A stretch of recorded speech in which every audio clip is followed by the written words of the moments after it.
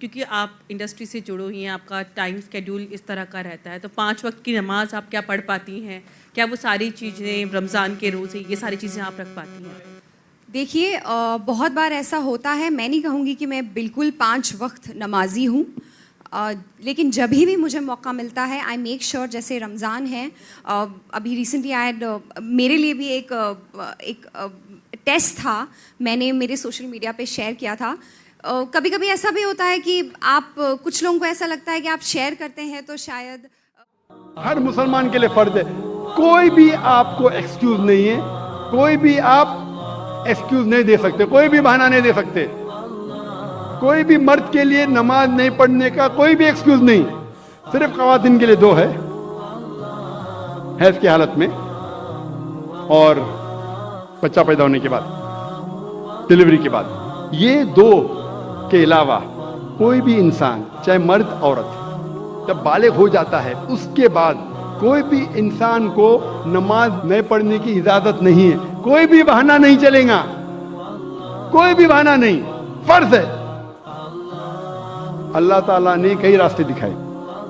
اللہ تعالیٰ فرماتے ہیں سورہ مائدہ میں سورہ نمبر 5 آیت نمبر 6 اور سورہ نساء سورہ نمبر 4 آیت نمبر 43 میں کہ اگر پانی نہیں ہے تو اپنا ہاتھ مٹی پہ ڈالو اور تیمم کرو. اگر وضو کرنے کے لیے پانی نہیں, تیمم کی اجازت ہے, مٹی پہ ہاتھ ڈالو, منہ پہ ہاتھ پھیرو, ہاتھ پہ وضو ہو گئی. آپ بہانہ نہیں کر سکتے کہ پانی نہیں اس لیے میں نماز نہیں پڑھ سکتا ہوں. پانی نہیں تو تیمم کرو, نماز پڑھنا فرض ہے. اکثر ہم دیکھتے ہیں, میں کہتا ہوں میرے مسلمان بھائی سے, بھائی صاحب نماز پڑھو. نہیں میں وضو میں نہیں ہوں. ارے وضو میں نہیں ہوں تو وضو کرو. نہیں وہ کیا ہے, میں جا رہا تھا نا تو وہ سڑک پہ چھینٹے پڑے تو میری قمیض گندی ہو گئی. ارے گندی ہو گئی تو دھو. بہانے مسلمان بہانے بناتے. پوچھیں گے نہیں ذرا میری حالت صحیح نہیں ہے اس لیے نماز نہیں پڑھنا چاہتا ہوں. وضو نہیں تو وضو کرو, اگر کپڑے گندے ہو گئے تو کپڑے دھو, اگر نہانے کا تو نہاؤ لیکن نماز پڑھو. اس معاملے پہ ایک شاعری آپ میں پیش کروں گا, پھر سے غلطی ہو تو معاف کرنا. پڑھی تھی میری نماز جنازہ بھی اوروں نے, پڑھی تھی میری نماز جنازہ بھی اوروں نے, پڑھی تھی میری نماز جنازہ بھی اوروں نے, مرے تھے جن کے لیے وہ وضو کرتے رہ گئے, مرے تھے جن کے لیے وہ وضو کرتے رہ گئے. جس کے لیے ہم محنت کرتے ہیں وہ اپنے وضو کے اندر ہی رہ گئے, نماز کے لیے نہیں ہے. یہ شاعر نے کہا تھا وہ لوگ کے لیے جو احسان فراموش ہے. اس سے بڑا احسان فراموش کون ہو سکتا ہے, جو اللہ نے ہمیں اتنی عزت دی, ہمیں اتنے نعمتیں دی اور ہم اس کا شکر ادا نہیں کرتے, نماز بھی نہیں پڑھتے, بہانے نکالتے. اللہ تعالیٰ فرماتے ہیں سورہ نساء میں سورہ نمبر 4 آیت نمبر 101 میں کہ اگر آپ سفر کر رہے تو آپ نماز کم کر سکتے, آپ قصر کر سکتے. اگر آپ سفر کر رہے ہیں تو ظہر, عصر اور عشاء کے 4 رکعت آپ 2 رکعت کر سکتے. اللہ نے آپ کو آسانی فرمایا ہے. آسان کرنے کے لیے جب آپ سفر کر رہے ہیں آپ آدھی کر سکتے ہیں, 4 رکعت کو 2 رکعت کر سکتے ہیں. اللہ تعالیٰ فرماتے ہیں سورہ نساء میں سورہ نمبر 4 آیت نمبر 102 میں کہ اگر جنگ کی حالت میں آپ ہے, اللہ کے رسول سے فرماتے اللہ پھر بھی نماز پڑھو. آپ ایک گروہ کو لو اور اپنے ہتھیار کے ساتھ نماز پڑھو اور دوسرے گروہ کو احتیاط برتنے کے لیے رکھو. آپ کی نماز جب پوری ہو جائیں گی تو پہلی گروہ گارڈ کرے اور دوسری گروہ نماز پڑھے. آپ سوچ سکتے ہیں کہ جنگ کے حالت میں, جہاد کے حالت میں, جو جان خطرے میں, وہاں بھی نماز کو چھوڑنے کی اجازت نہیں ہے. آپ کی جان خطرے میں, نماز کا وقت ہو گیا, آپ نہیں کہہ سکتے ارے بھائی میں جہاد کر رہا ہوں, لڑ رہا ہوں, ابھی کیا نماز پڑھوں. جہاد کے حالت میں بھی نماز پڑھنا فرض ہے. ایک گروہ نماز پڑھے ہتھیار کے ساتھ दूसरा ग्रोह देखभाल करे कि कोई दुश्मन हम पे हमला ना करे। पहला ग्रोह नमाज पढ़ के फारिग हो जाएगा, दूसरा ग्रोह नमाज पढ़े और पहला ग्रोह देखभाल करे कि कोई हमला ना करे। अगर आपको हथियार उठाने को मुश्किल पेश आ रही है या बारिश है तो आप हथियार को नीचे रख सकते, लेकिन फिर भी एहतियात बरतो, शायद दुश्मन आप पे हमला करे। जंग की हालत में जब नमाज तर्क करने की इजाजत नहीं है, नमाज छोड़ने की इजाजत नहीं है, तो आप सोच सकते कोई भी बहाना नहीं चढ़ेगा नमाज नहीं पढ़ने के लिए। अल्लाह ताला फरमाते कुरान मजीद में सूरह बकरा में सूरह नंबर 2 आयत नंबर 239 में कि अगर दुश्मन आपके पीछे है तो आप नमाज चलते चलते भी पढ़ सकते हैं, सवारी पे भी पढ़ सकते।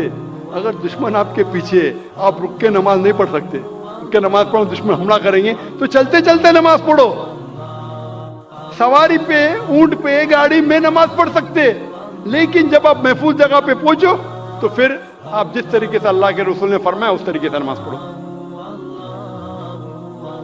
अल्लाह ताला फरमाते सूरह निसा में सूरह नंबर 4 आयत नंबर 103 में कि जब आपको कोई तकलीफ है, सफरिंग है, बीमारी है, खड़े रह के नमाज नहीं पढ़ सकते, बैठ के पढ़ो। बैठ के नहीं पढ़ सकते तो साइड पे लेट के पढ़ो, लेकिन नमाज पढ़ो। अगर आप बीमार भी, आप नहीं कह सकते मैं बीमार हूं तो नमाज नहीं पढ़ सकता, खड़े नहीं हो सकते तो बैठ के पढ़ो, बैठ के नहीं पढ़ सकते तो साइड पे लेट के पढ़ो, लेकिन पढ़ो।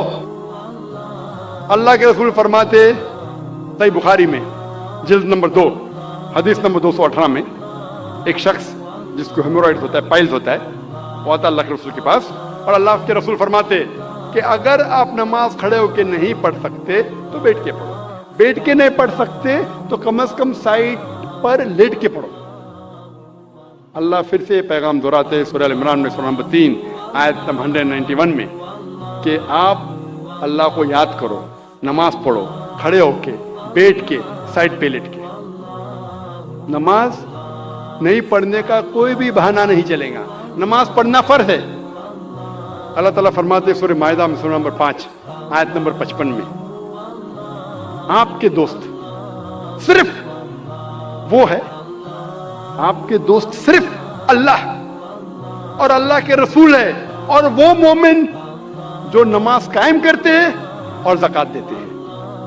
अल्लाह फरमाते हैं आपसे सूरह माइदा में सूरह नंबर 5 आयत नंबर 55 में आपके दोस्त सिर्फ अल्लाह, अल्लाह के रसूल और वो मोमिन हैं जो नमाज कायम करते हैं और ज़कात देते हैं। जो लोग नमाज नहीं कायम करते और ज़कात नहीं देते वो आपके दोस्तों में से नहीं है। अल्लाह के रसूल फरमाते हैं सही हदीस में सुनन अबू दाऊद की जिल्द नंबर 1 चैप्टर नंबर 300 हदीस नंबर 836, अल्लाह के रसूल फरमाते हैं कि क़यामत के दिन सबसे पहला हिसाब जो लिया जाएगा वो सलाह के बारे में। सबसे पहला हिसाब किताब जो होगा क़यामत के दिन पे वो है सलाह के बारे में। अल्लाह के रसूल फरमाते हैं सही मुस्लिम में जिल्द नंबर 1 किताबुल ईमान चैप्टर नंबर 36 हदीस नंबर 146 146, अल्लाह के रसूल फरमाते कि मोमिन और काफिर के दरमियान, ईमान और कुफ्र के दरमियान जो फर्क है वो सलाह है। मिसला फर्क है मोमिन और काफिर के दरमियान। ये पैगाम फिर से दोहराया गया है सही हदीस में सुनन अबू दाऊद जिल्द नंबर 3 किताब सुन्ना चैप्टर नंबर 1691 हदीस नंबर 4661 4661। अल्लाह के रसूल फरमाते कि काफिर और मोमिन के दरमियान फर्क है सलाह। इसका मतलब वो कि अल्लाह के रसूल कह रहे हैं जो इंसान सलाह नहीं कायम करता, नमाज नहीं पढ़ता, वो काफिर जैसा है। और अल्लाह ताला फरमाते सूरह मुदस्सिर में सूरह नंबर 74 आयत नंबर 41 से 43 में कि जो गुनहगार दोज़ख में डाले जाएंगे और उनसे पूछा जाएगा आप क्यों दोज़ख में हैं, تو وہ کہیں گے ہم صلاح پڑھنے والوں میں سے نہیں تھے. ابراہیم علیہ السلام دعا کرتے ہیں سورہ ابراہیم میں سورہ نمبر 14 آیت نمبر 40 میں, اے میرے رب مجھے صلاح قائم کرنے والا بنا اور میرے بچوں کو بھی صلاح قائم کرنے والا بنا.